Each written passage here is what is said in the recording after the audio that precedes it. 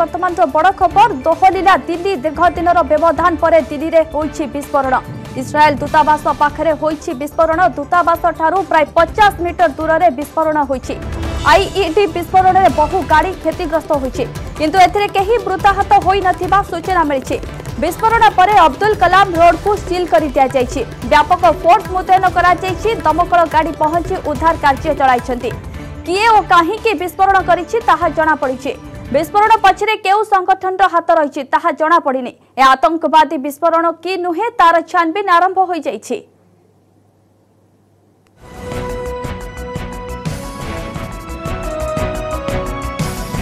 दोहलिला दिल्ली दीर्घ दिन व्यवधान पर दिल्ली में विस्फोरण होइछि। इस्राएल दूतावास पाखरे विस्फोरण होइछि।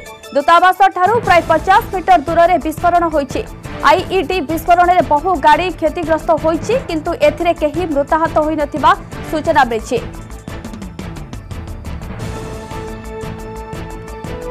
इस संपर्क में अधिक सूचना पाई फोन लाइन अछंती नुआ दिल्ली प्रतिनिधि अनिल कुमार। अनिल, क्या है पूरा जानकारी?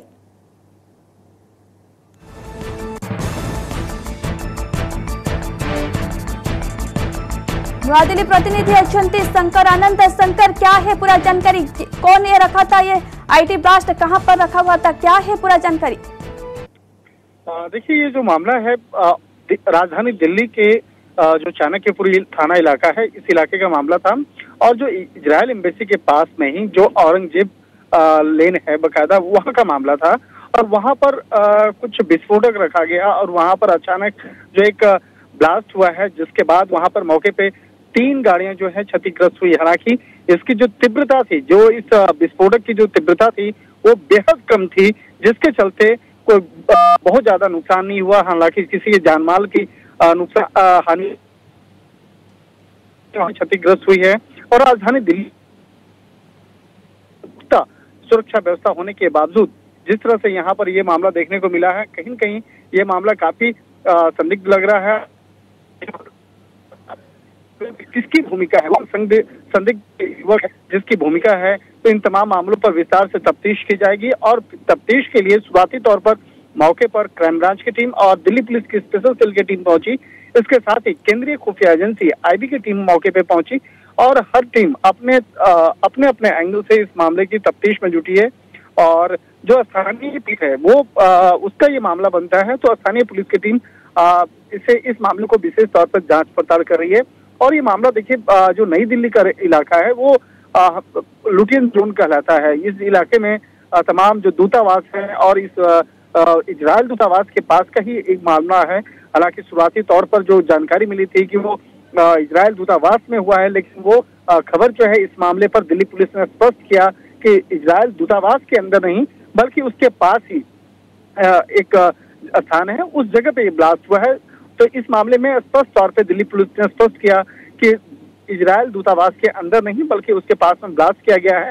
और ब्लास्ट की जो क्षमता और उसकी जो गुणवत्ता है, किस तरह का वो ब्लास्ट था, किस तरह से वो विस्फोटक था, इन तमाम मामलों पर विस्तार से तफ्तीश की जा रही है। जो घटनास्थल है, घटनास्थल को चारों साइड से बैरिकेड से घेर दिया गया है। और मौके पर जो तमाम जो फॉरेंसिक एग्जामिनेशन वाली जो टीम है वो मौके पे अभी थोड़ी देर में पहुंचने वाली है। और अभी मौके पे भी दिल्ली पुलिस के वरिष्ठ पुलिस अधिकारी जो हैं मौके पे मौजूद हैं, जो इस मामले की तफ्तीश कर रहे हैं। जी, इस ब्लास्ट में क्या क्या नुकसान हुई है?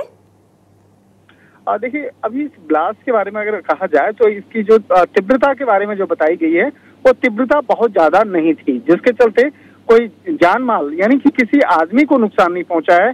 कोई भी शख्स इसके रडार पे नहीं आया। हालांकि जिस जगह पे ब्लास्ट किया गया है उसकी धमाके से 3 गाड़ियों के शीशे जरूर टूट गए हैं। लेकिन सबसे बड़ा यहाँ पर सवाल उठता है कि अभी 26 जनवरी को बीते हुए बहुत ज्यादा दिन भी नहीं हुए हैं और जिस तरह से यहाँ पर इस तरह का विस्फोटक मिलना और विस्फोट होना, यह अपने आप में बहुत बड़ी बात है। और जो लुटियन जोन्स में खास तौर पर जो ये दूतावास वाले जो इलाका है, अगर बात करें औरंगजेब लेन की बात करें या जो चाणक्यपुरी स्थित जो इलाके की बात करें, तो इस इलाके में काफी दूतावास एक साथ ही हैं। और ठीक इजरायल दूतावास के पास में इस तरह का धमाका होना अपने आप में बहुत बड़ी बात है।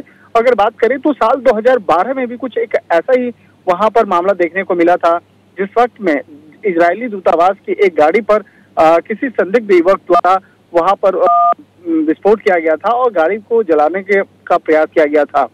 लेकिन इस मामले की तफ्तीश उस वक्त में हुई थी और अभी क्या कनेक्शन है और किस तरह का ये संदिग्ध मामले को अंजाम दिया गया है, तो इन तमाम मामलों पर विस्तार से इसकी स्पेशल सेल और क्राइम ब्रांच की जो टीम है वो जांच कर सकी है। हालांकि जो स्पेशल सेल के अधिकारी हैं वो मौके पे पहुंचे हैं और तमाम साक्ष्य और सबूतों को खंगालने में जुट गए हैं। तो इसके लिए कहा जा सकता है कि आने वाले वक्त में स्पेशल सेल को इस मामले की औपचारिक तौर पर जांच का जिम्मा सौंपा जा सकता है और स्पेशल सेल इस मामले की तफ्तीश करेगी कि आखिर ये धमाका हुआ कैसे और इस मामले में वो कौन मुख्य गुनाह है। जी शंकर जी, अब ये ब्लास्ट के होने के बाद सुरक्षा व्यवस्था को कैसे देख रहे हैं? देखिए, सुरक्षा व्यवस्था की अगर बात करें तो राजधानी दिल्ली में देखिए वही किसानों का विरोध प्रदर्शन चल रहा है और उस आंदोलन के मद्देनजर दिल्ली में जो पुलिस व्यवस्था है वो खुद अलग अलग बॉर्डर में तैनात है और जो अलग अलग बॉर्डर इलाके में अलग अलग डिस्ट्रिक्ट में जो तैनाती है, तो कहीं न कहीं उस वक्त में अगर राजधानी दिल्ली के अंदर में इस तरह के अगर मामले होते हैं तो कहीं न कहीं सुरक्षा व्यवस्था पर एक सवाल उठता है और सुरक्षा व्यवस्था के साथ साथ दिल्ली पुलिस के जो एक कह सकते हैं कि उनके लिए एक परेशानी का सबब है।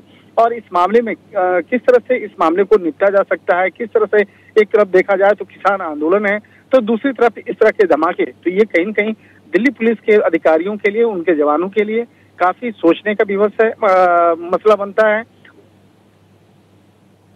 अब तफ्तीश में जुटे हैं कि आखिर इस धमाके का मुख्य गुनाहगार कौन है और किस तरह से यहाँ पर विस्फोटक पहुंचा है और किस तरह से इसका टारगेट क्या था। मेन अगर देखा जाए तो सड़क पर यह धमाका हुआ है, धमाके के पास वहां पर 3 गाड़ियां मौजूद थी, लेकिन असली टारगेट क्या था? क्या वो गाड़ियां थी या कोई और भी गाड़ियां थी या किसी दूतावास के अंदर में इस तरह के हमले को अंजाम देना था? तो इन तमाम मामलों पर विस्तार से भी तफ्तीश किया जा रहा है और तफ्तीश करने के बाद संभवतः कल इस मामले पर औपचारिक तौर पर दिल्ली पुलिस के अधिकारियों के द्वारा इस मामले की जानकारी दी जाएगी कि आखिर ये धमाका कैसे हुआ और इसकी वजह क्या रही है। जी बिल्कुल, शुक्रिया शंकर आनंद जी तमाम जानकारियों के लिए। शंकर आनंद सभी से सूचना दौले नुआ दिल्ली में जो भाव विस्फोरण घटी प्रकृत में ये विस्फोरण पछरे कहार हाथ रही किए करिछि से नहीं कि आसंता काली ही ए तदंत पर पूरा घटना सामना को आसीजिबो।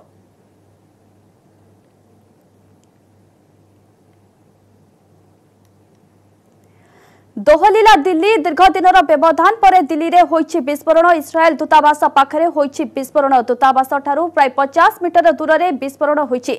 आईईडी विस्फोरण में बहु गाड़ी क्षतिग्रस्त होइछि किंतु एथिरे केही मृताहत होई नथिबा सूचना मिलिछि। विस्फोरण पर अब्दुल कलाम रोड को सील कर दिया जाइछि। व्यापक फोर्स मुतयन करा जाइछि। दमकल गाड़ी पहुंची उद्धार कार्य चलाइछन्ति। कि ओ काहीकि विस्फोरण करिछि ताहा जणा पड़िनी। विस्फोरण पछरे केउ संगठन हाथ रहिछि ताहा जणा पड़िनी। ए आतंकवादी विस्फोरण कि नुहे तार छानबीन आरंभ होइछि। बहुदिन व्यवधान परे दिल्ली रे होइछि विस्फोरण। इस्राएल दूतावास पाखरे ए विस्फोरण होइछि। दूतावास ठारू प्राय 50 मीटर दूर रे ए विस्फोरण होइछि। आईईडी विस्फोरण रे बहु गाड़ी क्षतिग्रस्त होइछि किंतु एथिरे केही मृताहत होई नथिबा सूचना मिलिछि।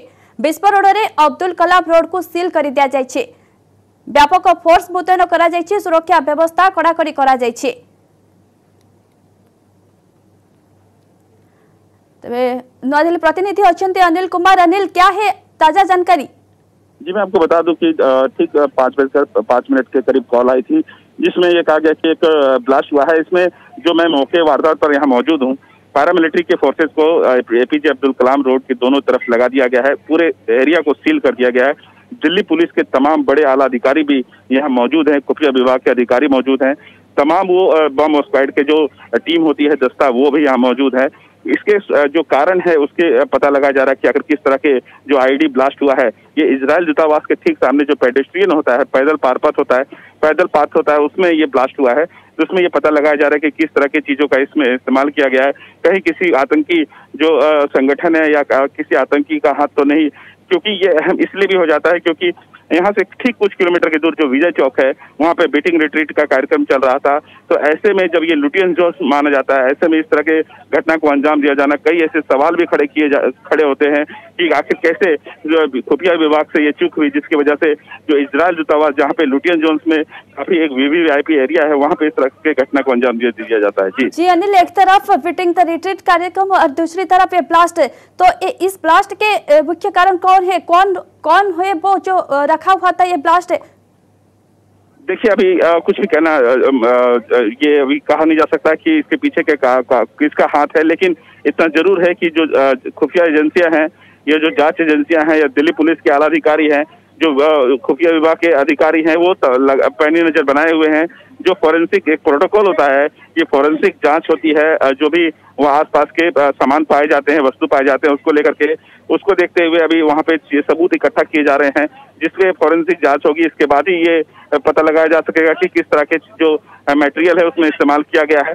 और यही नहीं, इसमें यह भी देखना होगा कि आखिर जो इस तरह के मटेरियल कौन से ऐसे लोग आतंकी संगठन इसका इस्तेमाल करते हैं या कोई गुट इस्तेमाल करता है, ये देखना अभी बाकी होगा। अभी कहना जल्दबाजी है कि आखिर इसके पीछे का कौन जिम्मेदार है। जी बिल्कुल अनिल, तमाम जानकारी होते अनिल कुमार ताजा जानकारी दौले कि ताजा सूचना दौले कि जे प्रकृत में घटना पछरे कहार हाथ रही वर्तमान तो ताहा तो जना पड़ी ना, किंतु तदंत पर ही जना पड़िबो प्रकृत में किए से ही जे ए विस्फोरण घटाई।